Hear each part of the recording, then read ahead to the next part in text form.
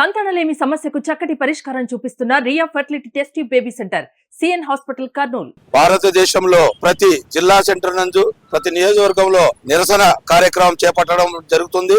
అందులో భాగంగానే ఈ రోజు కర్నూలులో నిరసన కార్యక్రమం బీజేపీ ప్రభుత్వం పైన అదాని వ్యవహారంలో బీజేపీ ప్రభుత్వం వ్యవహరిస్తున్న తీరు మేము తీవ్రంగా ఖండిస్తున్నాం. అదాని కావచ్చు, అంబానీలు కావచ్చు, గతంలో కూడా మేము చాలా విషయాలు చెప్పాం. అయ్యా బాబు, దరిదాపు మీరు 10 సంవత్సరాలు పూర్తి చేసుకొని 15వ మీరు పరిపాలనలోకి వచ్చినందుకు మేము చాలా చింతిస్తున్నాం. ఈ రోజు మీరు చేస్తున్న వ్యవహారం ఏంటి? జాయింట్ పార్లమెంట్ కమిటీ వేయడానికి మీకు ఎందుకు భయం?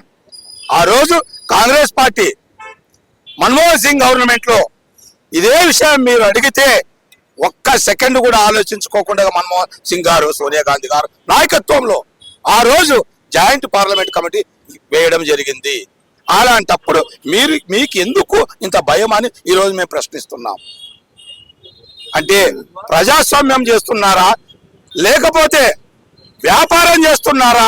భారతదేశాన్ని కూని చేస్తున్నారు మీరు, ప్రజాస్వామ్యాన్ని.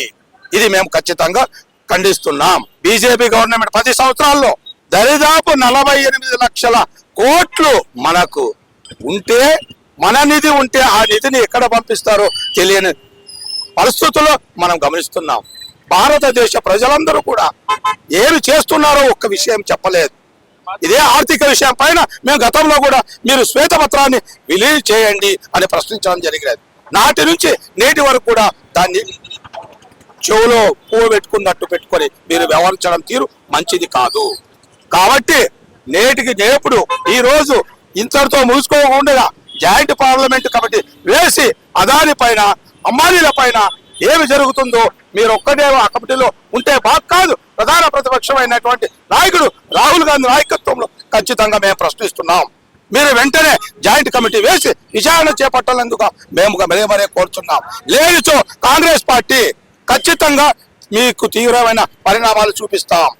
ప్రతి విషయంలో ప్రశ్నిస్తే రాహుల్ గాంధీ మీరు వేరే విధంగా వక్రీకరించడం మంచిది కాదు. కాబట్టి నేటి ఈ రోజు మేము మొదటి మెట్టుగా భావిస్తూ భవిష్యత్తులో ధర్నాలు, తర్వాత బంధులు కార్యక్రమాలు ఖచ్చితంగా కాంగ్రెస్ పార్టీ పిలిపిస్తుంది. అప్పుడు మీ విషయాలన్నీ కూడా బయట పెట్టడానికి సంసిద్ధంగా ఉంటాం. కాబట్టి మీరు విరమించుకోవాలని మేము కోరుతూ వెంటనే జాయింట్ పార్లమెంట్ కమిటీ వేయాలని కోరుతూ తెలవ తీసుకుంటున్నాం. జై హింద్, జై కాంగ్రెస్.